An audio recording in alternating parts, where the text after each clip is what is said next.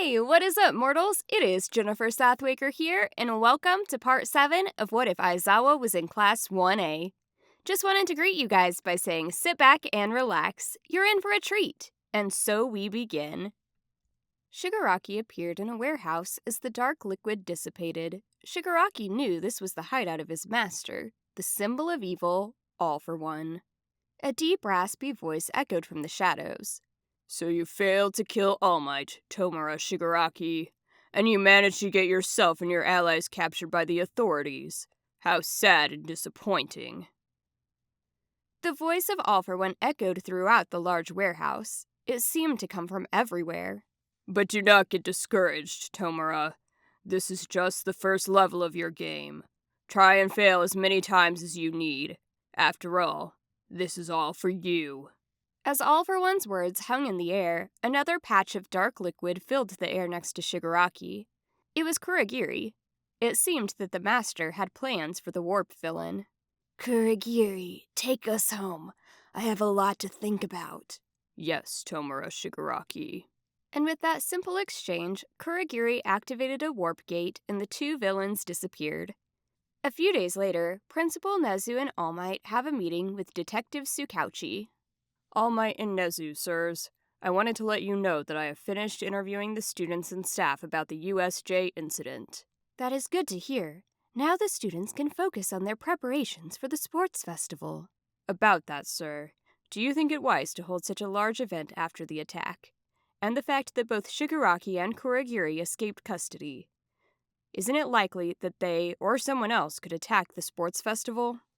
Your concerns are valid, Detective. But the sports festival is an event that the whole country looks forward to. The risk of canceling it is greater than holding it. The attack on the USJ has left people wondering if the school is safe for our students. Canceling the festival now could reinforce that fear and undermine superhuman society. Nezu is right, Tsukauchi. The staff all feel that it is important to show strength after an attack, but we are not blind to the danger. In accordance, security will be increased and pro-heroes will be enlisted for extra support. With that statement from the principal, the meeting ended. Since dedicating himself more fully to being the homeroom teacher of Class 1A, All Might had been putting his students through very harsh training. Man, if All Might trained like this every day, no wonder he became number 1. Right! I've never been this beat in my life! Hey guys, how's everything going? Hey, Midoriya, I haven't seen Aizawa for the past few days in training. What's up with that? He told me that All Might called in a special trainer to help him develop his quirk. Mina Ashido heard this and perked up from her slumped position on the ground. A nosy busybody like her could not resist a juicy piece of gossip, no matter how tired she was. Really? Who is it? Someone famous? The pink-haired girl asked these questions with a squeal. Yeah, tell us who it is! Midoriya was surprised by both Ashido's and Toru Hagakure's interest in the subject. I wish I could tell you. All Aizawa told me was that the trainer forbade him from telling anyone, even me, who he is. Even All Might wouldn't tell me. Oh no, that's no fun! I really want to know! If you have enough energy left to gossip, Ashido, then you can train harder. Aizawa glared at the pink-haired girl with a cold stare. What an icy stare! Where did you come from, Aizawa? You have a lot of nerve sneaking up on people like some pervy ninja. Ninjas were effective because they were sneaky, so I take that as a compliment. After all, do you think that the villains will walk up and announce themselves before attacking you, Ashido? As heroes, we must be ready for the unexpected. The pink-haired girl sat stewing from Aizawa's comments. Hey, Aizawa, is it true that you can't tell anybody who the trainer is that All Might got for you? It is. I don't really know the reason for it, but I'll respect his wishes. At that comment, the other students let the matter be. Hey, Midoriya, can I speak to you for a moment? Sure. The green-haired boy followed Aizawa outside, away from the prying ears of certain female classmates. I wanted to ask how everything is going with your training. Are you getting a better handle on One for All? Yeah, All Might has been pushing me hard, but I would rather show you the results of my training at the festival. That does seem like the most rational choice. Actions show more than words ever could. Very well. I'll wait until the festival to show you my improvements, too. Aizawa and Midoriya looked directly into each other's eyes as a silent pledge passed between them. So, I haven't been around lately. How are our classmates doing? At that question, Midoriya went into a legendary ramble. He covered everything going on with the rest of the class. He explained how All Might customized the training of each member of Class 1A to strengthen their bodies and to improve their quirk usage. The Green Teen also explained that some class members were having a hard time adjusting to the strict standards that All Might imposed. Aizawa knew that most people would not be able to follow Midoriya in one of these rants. The speed at which the teen talked and the amount of information he could articulate was scary, to say the least. But Aizawa had been exposed to enough of Midoriya's tirades that he could keep up. That sounds promising. It's good that our class is progressing so quickly. We'll need all the training we can get to hold our own against the members of Class 1B and the other students taking aim at us. The boys remembered the event from a couple of days before. A crowd had gathered outside of the 1A classroom. They had gathered there to check out the class that survived and foiled a villain attack. The event had ended with several members of the crowd making declarations of war, and Bakugo managing to tick off an already angry group. While several members of Class 1A were angry at Bakugo for making the class a target, Aizawa was not. To his rational mind, Bakugo had just verbalized what was already apparent. Class 1A had been singled out by the rest of the school as something special. That meant that the other students would be aiming to climb to the top by upending Class 1A's standing. Aizawa knew that this just meant that he and his class would have to work even harder. Aizawa's mind came out of that flashback to the present. The shaggy-haired teen turned to his friend with a quizzical look in his dark eyes. I noticed that you mentioned Uraraka first during your rambling. The mention of the pink-cheeked girl made Midoriya's face turn a bright scarlet and sweat start to run down his forehead. Aizawa thought again just how irrational these two were. He also wondered how two individuals that were so transparent with their emotions could be so criminally unaware of how the other felt. But then again, the two had not known each other that long either. Still, the irrationality of it still bothered Aizawa. Well, she's just my friend, you know, and I want her to succeed in her goals, because of her situation. Aizawa recalled the conversation with the brunette. Shortly after hearing about the sports festival, the usually laid-back Uraraka had taken on an aura of determination that was a little scary. This display led Midoriya to ask Uraraka why she wanted to be a hero. The answer surprised both Midoriya and Aizawa. She wanted to be a hero to get rich. The brunette went on to explain that her family had always struggled with money. Her goal was to become a famous hero so her parents could live an easy life. On the surface, this goal seemed very unheroic, even though Aizawa knew that many individuals became heroes for that very reason. But the reason for this was very heroic. Wanting to help and support others is one of the core tenets of heroism, as far as Aizawa was concerned. These thoughts of Uraraka made Aizawa think of both Midoriya and Bakugo. While the three teens were very different in their motivations, the three did share the fact that they were very transparent about their goals to become the best heroes that they could. Midoriya wanted to keep people safe, Bakugo wanted to beat villains, Uraraka wanted to help people. But Aizawa knew that his classmates' goals were very idealistic. He knew firsthand that the world could be an unfair and irrational place.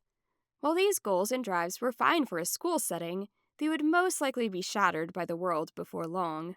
With the way things were going for his class, the dark-haired boy figured that it would be sooner than later. These thoughts recalled one name in Aizawa's head. The word rang clear like a bell. That name was Oboro. Aizawa quickly buried that thought in the back of his mind. The teen knew that that train led nowhere good. All Might pushed his students hard in their training in the weeks leading up to the festival. Finally, the day arrived. Class 1A had changed into their gym uniforms and gathered in the waiting room. Aw, man, I was hoping I could wear my costume. It's a real bummer having to wear my gym uniform. They probably did it this way so the other course would have more level playing field. That's what makes the most rational sense. So, stop whining, Ashido. Man, do you always have to be so serious? You are such a buzzkill, Aizawa. This comedic exchange continued with some of the other students coming to either Ashido or Aizawa's aid. The exchange stopped when Todoroki got up from his chair and walked toward Midoriya. Midoriya, I think that it is fair to say that at this point in our training, that I am stronger than you. But you have been getting more attention because your quirk is like All Might's. I plan to use this competition to show my strength." The bicolored teen turned to head for the door when Midoriya spoke. "Todoroki, of course you're better than me. I have so much left to learn, but I plan to win this festival. That way, I can show all of those who believed in me how much I've grown. So right back at you. I will bring everything I have to win." The declaration of war between the two boys energized their classmates.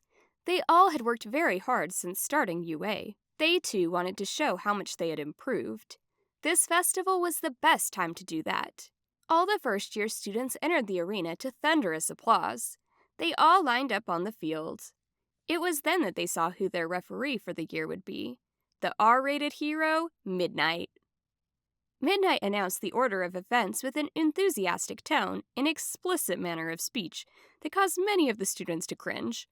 Aizawa was one of these individuals. He could tell that many of his classmates had the same feeling.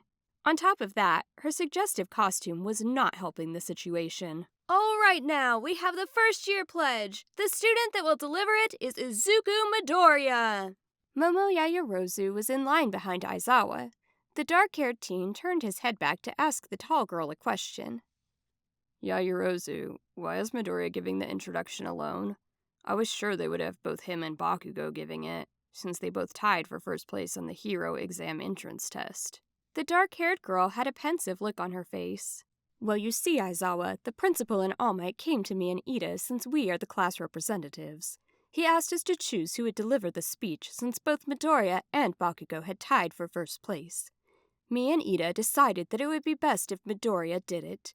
More than likely, Bakugo would have said something that would have enraged everyone." Aizawa could not deny the girl's logic. Bakugo had a natural gift of ticking people off.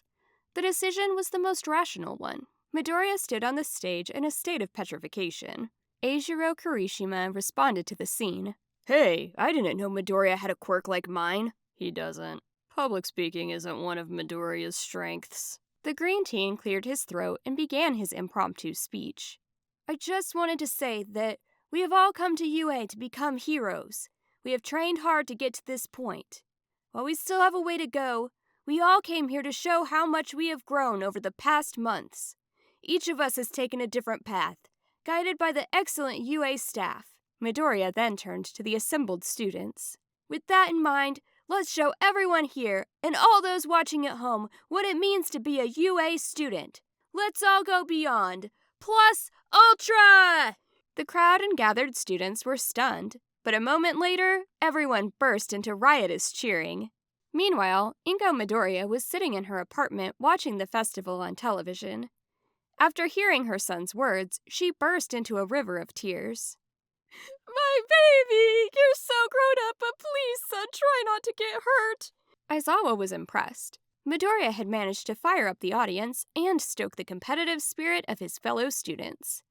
Aizawa could see that the other students around him were now more ready than ever to start the competition.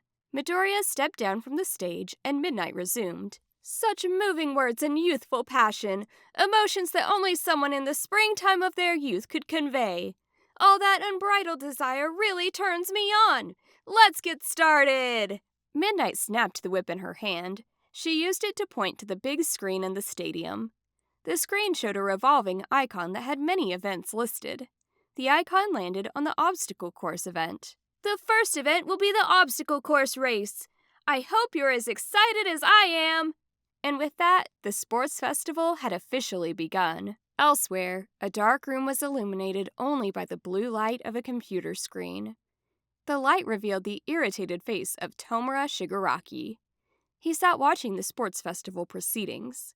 As he watched the proceedings, the annoyance he felt at the sight of the kids that had foiled his plans made him start to scratch at the raw skin of his neck. "Tomura, what do you see in these children?"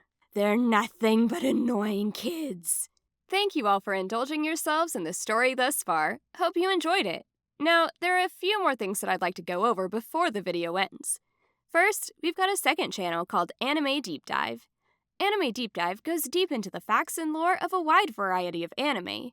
It's sure to expand your weeb knowledge for all kinds of series, guaranteed.